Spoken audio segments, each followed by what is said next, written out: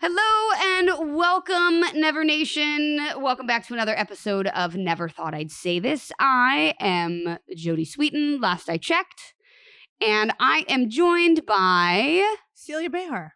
Hi, Celia. Hi. Hi. How are you? I'm okay. How are you? I'm processing some stuff on this very special episode of Blossom. Whoa. Oh, sorry.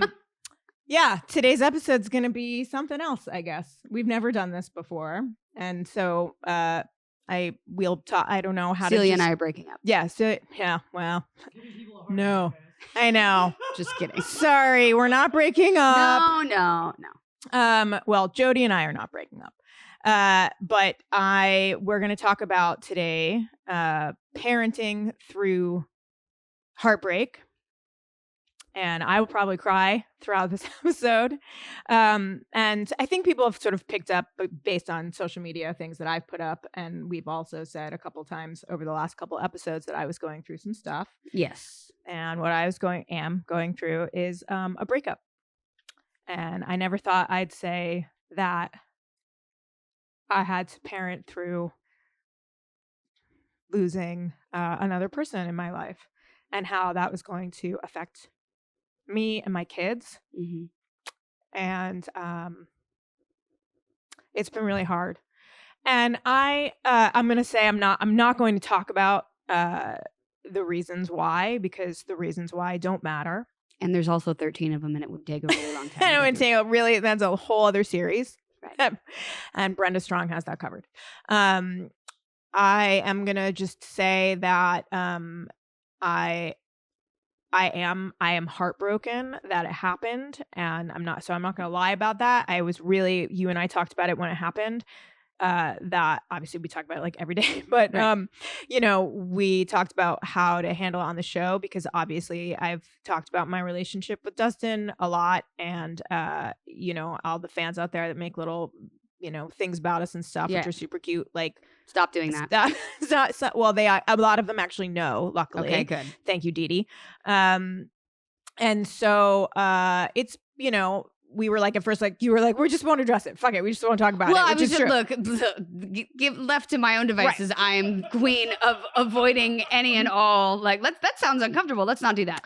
But I also was like, it's not my place. I can't be like dragging you through and be like, no, you should really talk about something that's really painful that you're going through. Like, I think you should exploit that and let's talk about it in front of people. I understand. I mean, obviously, listen, that's my go-to as well. And is exploiting people? No, is to not. Sorry. Yes, absolutely. Also, now everyone gets to see how I deal with. Yeah, she's gonna be uncomfortable, and I get to be uncomfortable. And sorry, I start making jokes. Thank God you do. No, I mean, so I also was like, I'm going to go hide in a hole. We're never going to talk about this. We'll just pretend it never happened.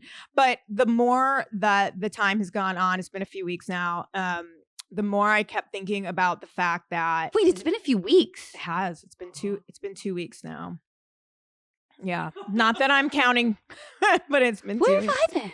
Well, dealing with me. Well, yeah, but in a hole. Why did I feel like it was? It's been 2 weeks, yeah. Oh, I'm sorry. It's all right, and it's I kept thinking about how if I was dealing with this, then there are other people that have dealt with this, and that's usually when I decide if something's really scary and painful, and I'm looking for resources about it online, trying to figure out how to manage, my heart and my kids and my kids' hearts. Then other people have gone through it. And while it would be easier, I think, in a million ways for me to not talk about it, I'm going to talk about it. I'm also going to say, like, I'm not going to, like I said, I'm not going to talk about the relationship itself or anything like that or what happened. I really want to be respectful about everything, because I don't have anything bad to say. And I think too, what we're talking about here is sort of the overarching how to do this while heartbroken, and what, you know what I mean? And I won't ask you weird, uncomfortable questions. I know you. Well, you are. You know everything. I mean, I will, but not on this podcast. Right. You know everything anyhow. Right. So I think the biggest, thing that we've talked about before, like, even the last episode when we had Nicole on, she had brought up, introducing somebody new into your family and what a big deal that is. And you and I have both gone through. And listen, I want to say, like, you've gone through this as well, in your past with kids. A few times. Yeah. And I think that what doesn't, and that gets talked about a lot, how to bring somebody into your family and how to, get your kids involved and when it's the right time and all that stuff. And what's not really talked about is the loss that you go through when that person is gone. It's not a divorce. They're not the father of your children, but they've become an important part of your kids' lives and of your life, and how that all factors in. Yeah. There is definitely a lot to unpack, because it's not just your stuff, and it's not just your kids' relationship. It's a whole mess of things. And it is not fun or easy. It's not, and I'm just going to be over here tripping over words because it's a lot of emotion. There's just a lot of emotion, and I want to hug you, but I know that would not make anything better. So maybe at the end, we'll see. Okay, we'll see. I will say I need to give props to my kids in like the biggest way possible. They, the way that my children have handled this has been honestly like nothing short of beautiful. Where they could have felt betrayed and angry, they haven't. They felt really sad and really heartbroken. More than not, they have felt sad for him for letting us go. And they've been really heartbroken for me. Yeah. At times, each of them have spoken to me about, missing him, missing the missing, things together, missing the thinking that this was all going to pan out and be something that it's, it didn't. I think, there was, I don't know if there is still, there was a hope that it would turn around. I don't know if they're holding on to that or not. They haven't said that to me recently. But Jesus, I mean, they have like stepped up, like, I can't even tell you. And this is the whole, heartbreak and parenting thing. Like, they are watching me for probably the third time now in their life just fall the fuck apart, because I went through a divorce in front of them. I lost my sister in front of them. And now this is going on. And they are so like graceful with all of it. There has been like no anger at any of it, like just complete empathy and feelings and love and, wanting to figure out how we heal together. Well, they're great kids. And I think, you've done a really good job at showing them how to step up for someone when their heart is broken and when they're sad and when they need that. And so kudos to you for that. Thanks. And also they're older now. They're older. They get it. They're able to understand and to empathize more with how you feel and how, you know what I mean? And also, they're just in a different place where they can actually step up a little bit and support you while you're going through this. So shout out to Harper and Lulu. I love you ladies. You're doing a great job. Thank you for being awesome kids. I also do want to say, I'm going to give a shout out to my ex-husband and their stepmom, who also have been very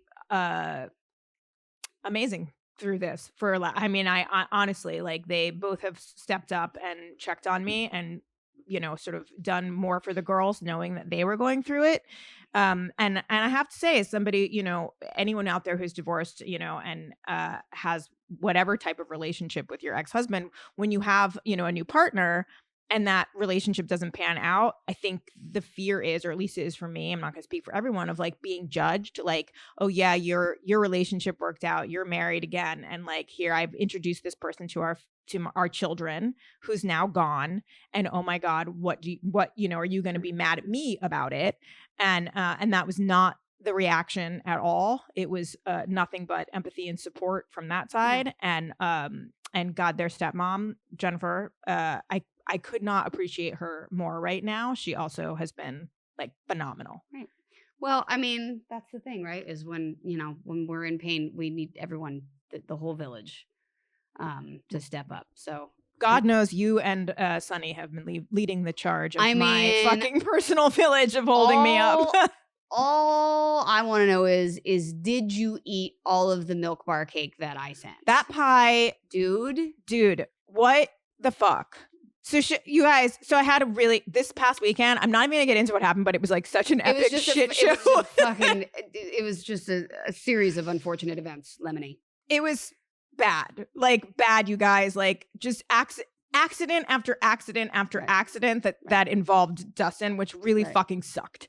And it was like I was laughing and crying so hard, and I just told Jodie some of it this morning, and she started laughing and crying at the same time because it's just like fucking bad. So of course, and everyone knows when I have anxiety, I don't eat. So this asshole sends me a fucking milk bar pie.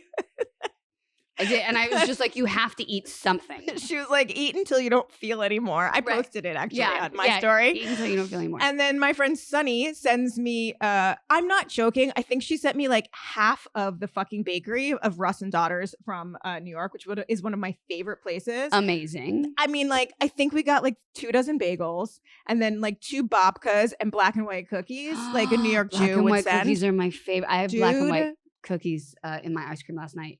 I went on a sugar binge. It was all I've been eating is babka and fucking pie. Well, good. It was, and then I made lasagna. I had, I like to cook, so I made lasagna for Heartburner Friends the other day. Of that, I have some Chinese food. I'm getting better about eating something. I'm not going to say I'm great. I'm not, but I'm trying. And then Joan and Gemma and you sent me flowers, which was also very sweet. And then I think as I posted thanking people in my story, people probably thought someone died. And something did die. Right. So I guess there's that, and just, but it wasn't Willa.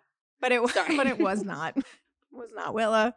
I did not kill anything as I left that relationship. I swear to God, there was no getting even or anything like that. Oh boy. Yeah. Well, oh man, now I just want to eat pie. I just want to eat pie, and I almost brought it, but I'm honestly, there's not that much left. We ate a lot of it. That makes me very happy. Yeah. God, it's amazing how uncomfortable I get with feelings. I start stuttering. I don't know what to do. Hilarious. I'm scratching my head because I here's what it is. I so desperately want to make you feel better and not feel any pain, that I don't know what to do because I can't fix it. And when I can't fix it, then it's just something I avoid.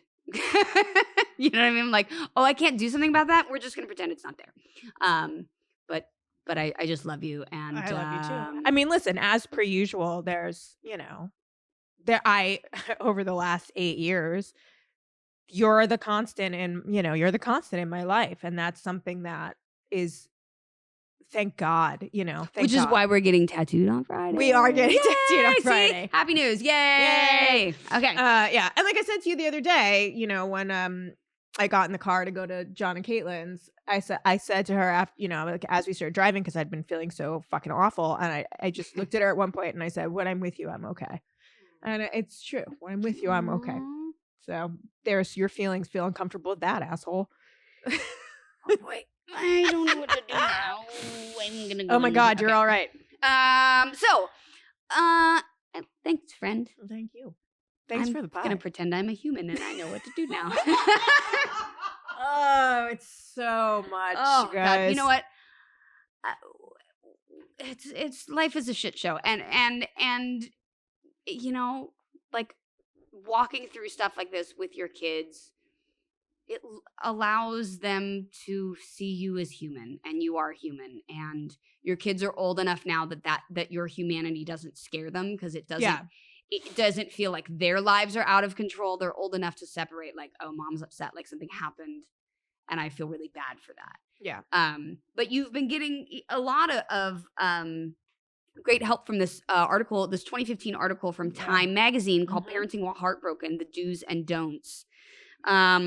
And don't hold yourself too accountable to these, by the way. Because listen, that's one of the yeah. Like if you did a don't, whatever, man. I've don'ted my way through most of my life. I mean, you and me fucking both. Right.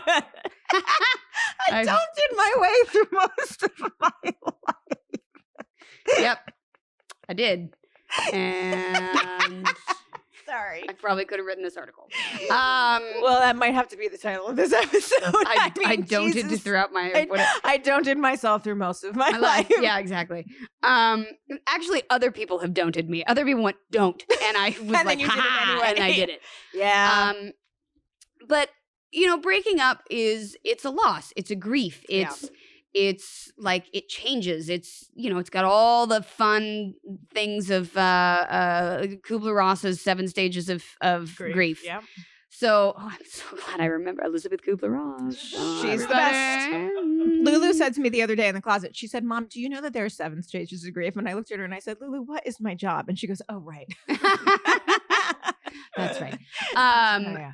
But it's the same. It's all of those things except the hardest part, which is that you can call that person if you so desire or get drunk enough and make a really terrible decision that you wish you hadn't called them. Yeah. But like it's almost in that regard, like it's that like you can't, you know what I mean? Like you have to know that this person is existing and still continue walking away. Right. And it really affects our minds and bodies. This is a huge stress. A 2010 study published in Personality and Wow. and hi, Fran Drescher. What was that? I don't know. She became the nanny for a second. My brain slowed down. Published in Personality and Social Psychology Bulletin found that parts of the brain and the person who was broken up with light up in the same areas that can be triggered from physical pain and even cocaine addiction. Yeah. And additionally, these researchers found that romantic heartbreak can lead to clinical depression, addictive behaviors, suicide, etc. But, sadness, irritability, fatigue, distractedness, all of that stuff they're things that you're going through. And, Dr. Chris Overtree, who's a child and family psychologist, said that it's common for parents to act like nothing is wrong and to try to hide not only the breakup, but how they're feeling from their children. And oftentimes kids can sense that. Like kids know that something's wrong despite their parents' decision to shield them from the truth. Yeah, and I gotta say, like, for me, and also coming down the hall with like mascara down your face and sobbing, I feel like they might be like, "But mother, what's wrong?" Yeah, exactly. Right. There was no doing that in my case, and first of all, I felt it coming on, and I kind of knew the night before, and I prepped my children for it, both of which went into very fast denial. Which was definitely hard to watch, knowing that, like, and really having to just sort of let them be there in that denial until I had confirmation of it. And once I did, I had them each come in and like talk to me separately, and there was no, there was no doing anything but cry. I was crying. There's just no way. And something shifted in me after my sister died. That made it so that, honestly, like, I used to feel so uncomfortable with emotions. I know I joke about it, but I don't anymore. I don't actually feel that way anymore. Something broke like wide open in me when Julie died, and in a really good way, which is hard to say because I feel like I actually feel pain a lot deeper in a way. And like you said to me the other day, you were like, "Remember, this is a culmination of all losses. It's not just this loss." Right. And that was good for me to hold on to because that's exactly right. But I think because I really do understand, not that you don't, because you've also had some pretty huge losses in your life. I think when you lose people that you love, things that you love, I'm going to put pets in there too, that something in you breaks open so hard that all of a sudden you take stock of life and love and you let love in deeper, which you would think, you'd shut down. Or you shut down. There's one of two ways. And you either decide it's worth that good feeling to feel this shitty, or I just don't ever want to feel it again, and I'm just going to go sit in my listen, I've done that too. Like in my life with breakups, that's always what I've done. But it just, since she passed, and so there was no hiding it from my kids. Right. There was Well, no and way. trying to hide grief and the grieving process usually results in it coming out sideways anyway. Right. And they're going to know something's wrong, and they may think it's them, that they did something. Right. And that's, kids oftentimes place the blame in their parents' behaviors shift to themselves because they do live in a me-centric universe. Boy, do children live in a me-centric universe where things start with them and ripple outward. So, of course, if you're upset, they're going to think like, oh, I did something. How can I make you better? Right. And I think, now having older kids also, we're talking that once they get a little bit older and understand sort of slightly more the complexities and the shades of emotions. It's not just sad, angry, happy, there's shades of things, and some things coexist and they melt over each other and whatever, it gives them a little bit better of an ability and an understanding to cope with those things. Yeah, I think so. Harper sort of like has been picking up the slack for me. Like that's her love language, I think, is partly like acts of service. The acts of service. Yeah. I get that. And so she's been making dinner and like exploring cooking, and like it's been very sweet. Right. Like she's like, I got it, Mom. Like you just take a minute and calm down and like process or whatever.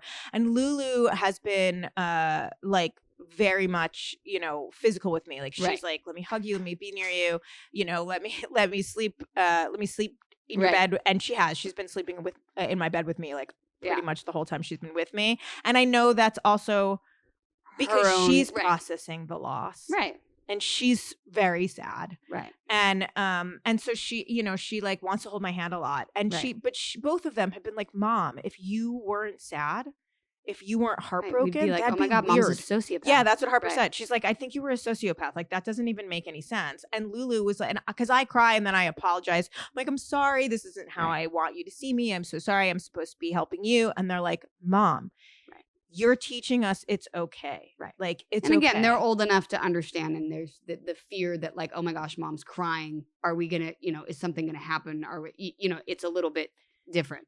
Well, so this article also talks about how children, they learn to navigate hardships in life, like by watching us, and that includes ending romantic relationships. Yeah, kids, that's what their life is going to be consisting of for the foreseeable future. Is coming, and I would say life is full of entrances and exits. It's a constantly revolving door. People are coming and going, and they, obviously nobody wants to disrupt their children's lives, but they need to understand that like, it's okay. People come and they go, and that doesn't mean you can't love anybody ever again. And and one of the most important things that we can do as parents is to express that sometimes things are hard and overwhelming and that we don't have a solution. We tell our kids that all the time. All the time. Like, hey, there's not. See, we're not fucking look, up. we did a do. Not a don't. I mean, and I, and I've said to them many times, I'm like, I'm just going to feel this way until I don't. Right. And Overtreed said in the article, it's okay to be devastated and it's a normal part of life to take these challenges and to get help from someone else. Right. And P.S., my shout out to my fucking therapist who is a goddamn rock star and has, been phenomenal. And go to therapy, get meds if you have to. I mean, listen, I upped my medication. I mean, I had it upped. I didn't do it on my own. And I don't feel badly saying that. Like, I needed the help. If my leg was broken, I'd get a fucking cast until it healed. So my heart is broken and I'm getting some help for it. Yeah. It's also important for your children to see you go through something that's totally normal and human, and it'll teach them how to have empathy. Yeah. When a loved one is in pain. And like I said, my kids have been amazing about that. Yeah. And I think, we've talked about that before in relation to, in relation to death, in relation to the pandemic, and again, walking through those things as a human being and letting your kids see how you're trying to get through it and that you're doing the best that you can and that sometimes you don't have all the answers. It helps them understand a little bit that it's okay if they don't have all the answers sometimes too. Right. But I think probably the most uncomfortable thing for people to have to do, I know it has been, I've been through this several times, many times in my life, is how to talk about the breakup with your kids. And, each breakup comes with its own set of circumstances. But, the number one thing that this article said to do was, use child-friendly language that targets your children's age range. If the topic is divorce, validate your kid, explain to them that this is not because of them, or doesn't mean the end of the unit that they know as their family. And explaining change to kids is hard. But, in the case that the breakup is with someone you're dating that your child might never see again, you have to make room for your children's grief too. And that's sometimes hard because, I've definitely been in situations where it's very hard. You understand that your children are grieving a loss, but at the same time, you're maybe not in the same place, or you're more relieved, or you're more, or there, circumstances can be very complicated. I know I found myself in those as well. And sometimes it's hard to talk to your kids about that, and it's hard to allow them to have their own grief and be sad, but it's okay. Being sad is okay. It just means that you're human and that you felt really good things on the other side of it, Right.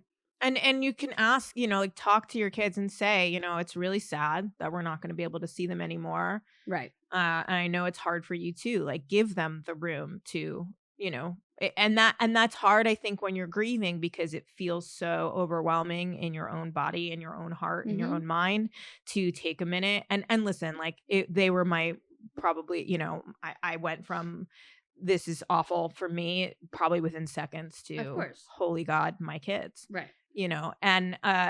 And I wanted to make sure that that's why. And I did actually call, my kids are very close, but I did actually have them come in each separately and talk to them to give them space to express themselves without the other. Right. I would say if you have multiple kids, I would definitely do that, because sometimes, like a sibling dynamic happens where right. they're like, I got to stay cool, or right. I got to protect. Crying or so, right. Right. Or like I was worried if I had them both come in, maybe Harper was going to try and be more stoic because she knew Lulu was upset. Exactly. I gave them space to do it on their own. That's smart. That's and really express smart. themselves. And I've left that open, and they've both said things to me separately. I've also had to intercept some very sad text messages. Right. Because not that I wanted to stop any communication. I just felt like it was not going to get them anywhere. Right. And that was also a lesson, I think, for them, to let them know that sometimes your instinct about wanting to say beautiful things to somebody regardless isn't going to get you the outcome that you want. Right. And it's just better to let that person go. Right. And that was probably one of the toughest things. Yeah. Yeah, I get that. Wow, lots of feelings. Oh, man.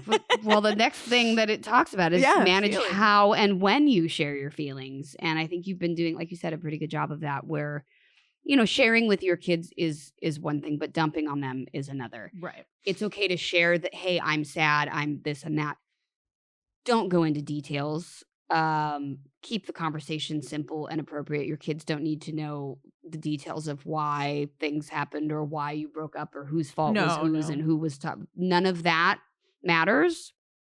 And it certainly doesn't matter to the kids, and it's really none of their business. And that can only make them feel more and more uncomfortable with, that they have to choose sides, or that they can't feel their own grief, or, all that kind of stuff. And, focus on how they are reacting to the information. And if they're overwhelmed by it, if they're starting to feel too much, like, just take a break, and be like,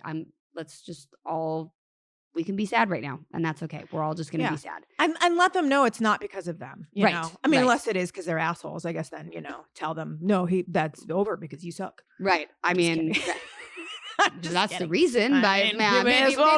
Maybe wait on that one. No, but no, let them know it had nothing to do with them. Right. And unless you really want to, give them some big fucked complex. up complexes. Yeah. Yeah. No, let them know it's not because of them. Let them know, like, I sort of back to the messages, that they can't fix it. Right. As bad as they want to fix it. Right. They can't fix it. And while being able to do this, to stay in control. I mean, as much as reasonably possible. Obviously. I'm not totally sure I've done that. I think that children need to know you're still capable as a parent, and I think your kids do. And again, this is an age range thing. The toddler is going to have a very different reaction than the 15-year-old who's like, "Oh, I get heartbreak." Right. Right. But it's okay to put off a conversation if you're too upset to have it until you can compose yourself a little more. Like, that's okay. Take a breath, take a moment. And until you're in the place where you can really put your kids' feelings first when you're delivering this news to them, I would say wait until you're in that spot. But the good news is kids are resilient, and I've had to remind myself of this over and over. You've had to remind me of this over and over. At the end of the day, we're all a little fucked up, for better or worse, but like this kind of stuff is just the human experience part of it. Yeah. Like, this is not the fucked up stuff. This is just the love and loss and heartbreak and joy and all of that kind of wrapped up all into one. Like, that's what this stuff is. This isn't the things that you need to protect your kids from. If anything, these are the things that you go, this is what life's about. Yeah. I've talked to my kids about a lot of things, over the last couple weeks. And listen, there's also a aspect of it for me, because I'm a child of divorce who's been through a divorce, where I constantly, I'm like, look, these things have happened and I still believe in love. Yeah, I do. And, I'm very sad. I'm not going to lie about it. And I'm sad for them. But I believe in love. And I believe that, for every heartache, you learn something, and hopefully it makes you better. And that you don't close off. I also, I remember though being a kid and my mom having boyfriends that we were attached to, and then they were gone. Yeah. And it is hard. Yeah. It is hard. And, but I don't even when I look back at that and remember how sad she was and how hard it was to let them go. Right. Look, it led to my stepdad in the end.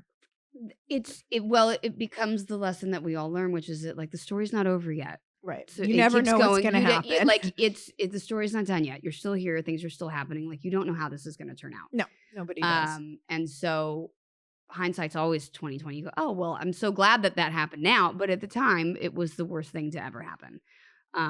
But that will change and will shift with time, and being able to let your kids recognize and see that oh, things change. And look, for better or worse, your kids have been through some loss and heartbreak already.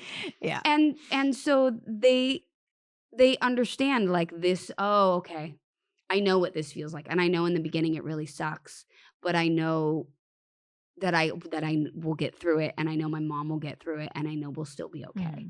So, just know that yes, it's another loss, but at the same time, it's just one more reminder for them that you pick yourself up and you keep going, and this is what we do, and we've done it before, and we'll do it again, and this is what life is sometimes. Yeah. Yeah. I mean, and both of them have honestly, they've also thanked me for being so open about it and honest. And, Lulu has said things like, I'm just glad that I live with a mom who normalizes crying and feelings. Right.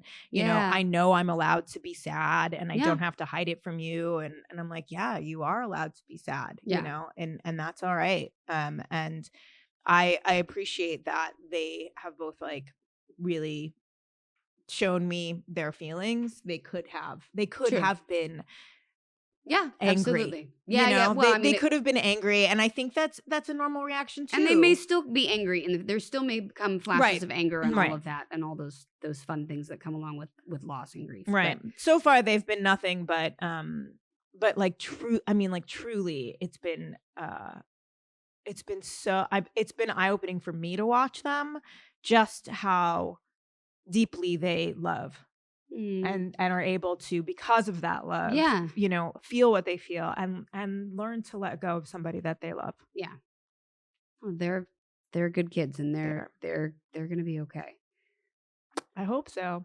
I want to thank everybody that knows, that has been reaching out to me. I know, like, you know, people have picked up on it. Like I mentioned, Dee Dee was one of them who right away, you know, I told her I could have spread the word to like fan pages and stuff, and they were great. And Denise, who runs one of my accounts, is like, thank God. I mean, you guys have been lovely and wonderful, and all, you know, my friends who have been holding me up. I feel so lucky that I have you all in my life. You know, I have a team of people that, you know, are there and with me and for my kids, who are like, you know, Jodie Suter giving me like my pep talk, Jeff Serber, you know, asking me if there was anyone he needed to kill, you know, jokingly, but maybe not.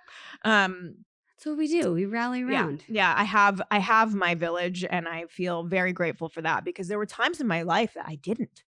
You know, so I just want any single mom, or single dad, anyone out there who's going through a breakup of any kind, please know that you're not alone, and like find your team, and your team might be one fucking person. Your team might be your dog or your cat. Good Lord, George Michael is like attached to me, attached to me. He knows that something's been up, so he's just been like with me. I don't care. And I did look up some stuff about, you know, what you can do self-care wise to help just lift up your spirits.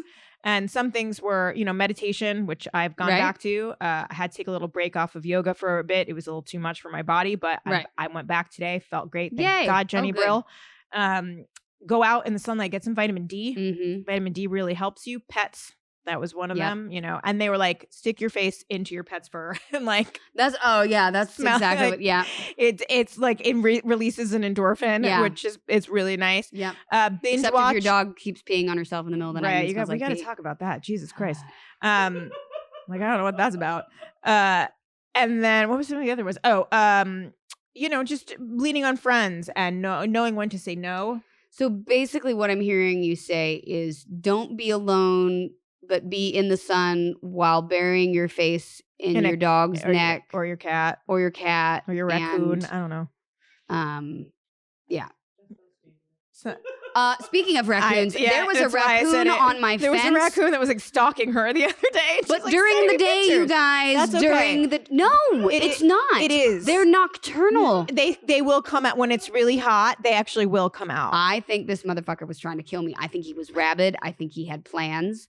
I went out there. I was like, hey, go away, and started clapping. This little asshole like sat up on his rear legs and like had his little hands. I was like, he's going to strangle me.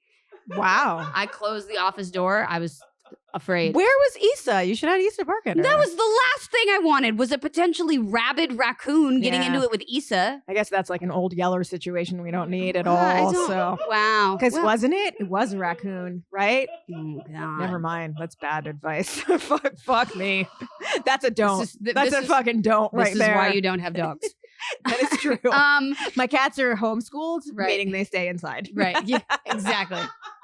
And one can't run very fast anyway. Actually, he's pretty fast for, you know, 3/4 of a cat. You'd be surprised how fast that motherfucker could move. Fairly low though. Yeah, well, he's so good though. He's such a good boy. He has been excellent for you, and I'm so glad that you have George Michael. I'm so glad that you have your girls and Milk Bar Pie. I'm so glad I have you. Oh. I want you guys to know I knew obviously we were doing this episode, and I had to like gear up for it, because I knew I was gonna cry, although I didn't break down, so that's something. But when I did, I'm like, I like specifically I'm wearing my sister's t-shirt. Oh, yay. My sister is actually in this necklace. Hi, Julie. Her ashes are in here. She's in there.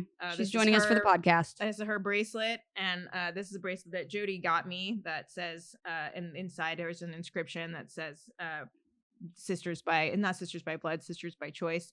So I have my sister and my other sister And I love you. And I love you too for holding me up through this. Absolutely. I'm here for you. I love you. And if there's anybody that can make really poorly timed, inappropriate jokes and make you laugh to get through this, it is me. This is true. So you've given me you've given me comedy to write. I just need somebody to entertain. You're like, the other day, you were like, I'm the bouncer of your emotions. That's it. Yeah. I was like, I'm the bouncer of your emotions. Where yeah, no, you've been kicked out. You've been kicked. Get the fuck out. You want to come back in here? No. Banned for life, motherfucker. And I'm like standing at the door. I picture myself to be a really tall, bald man at the door to your emotions. You're like, which sounds really strange, but whatever. I was picturing you like Bryan Cranston in Breaking Bad, like, just a little off in a fugue sort of state, a little off your rocker, just like maybe, a little bit, yeah. I mean, that's on brand. I thought so. I don't know where our game is. Do we have I think our game is shot. We're gonna I want a card. I feel like this episode needs a fucking card because we are. Right, hold on. Oh my god, Sabrina's attached, trying to get it's to. So great. I wish. And not right. She's like attached to the computer. That was like an umbilical cord or something. That is producer love right there. That okay, was awesome. Oh my god! And you guys, thank you for watching our YouTube. We've moved over the podcast to YouTube, and you guys are watching and leaving great comments. And thank you. Look at us. I mean, look at you. But you're looking at us. We're looking at you, looking at us. Okay. Because I was saying, just spit her drink out. I'm a transparent eyeball. I was like, what are we, Soren from fucking Lord of the Rings? We can't see them. I know that. It's not fucking Romper Room, okay? Like, I know I'm not like, I see Sabrina and I see Celia. It sounded so stalkery. You were like, we're looking at you, looking at us, looking at you. Right. It sounded creepy. It sounded fucking creepy. Pick a card about what you're grateful for. Fucking Christ. Other than me staring at you 24 hours a day. I'm picking right from the middle. You know why? Because why not? This is weird. Broccoli. Why not? It makes you a little gassy. Broccoli is such a badass vegetable, looking like a sturdy little tree, but being all small and cute. You can't help but feel like a badass tree-eating giant when you're chomping on some broccoli. That's like you. Look at you're a badass little vegetable that is like that looks like a sturdy. Well, no, you don't look like I don't mean it like that. Sabrina just spit her water all over the floor when she called me a badass vegetable. Like. What? I just meant like you're looking like a sturdy little tree, but being all small and cute. And then I was like, well, nobody wants to be described as a sturdy little tree. No, they really want to be described as a badass vegetable. Better than a pathetic vegetable, I suppose. Right? What would nothing a pathetic vegetable be? Eggplant. I love eggplant. Eggplant's kind of badass. Look at slice an eggplant and leave it on a plate. It just lays there. It's gross. All right. Cooked eggplant. I guess not. Maybe. I love eggplant. Anyway. That was a disservice. You don't get to be eggplant. You get to be broccoli. I am broccoli. I'm a badass fucking vegetable. We're going to get censored on YouTube. Oh, I like this one. Here we go. Things to be grateful for. Feminist men. Woohoo. Despite the infinite pressure to conform to the dictates of the cult of masculinity, lots of men show their hearts, their silliness, and their fears to the world, and they stand up to misogyny even when women aren't around.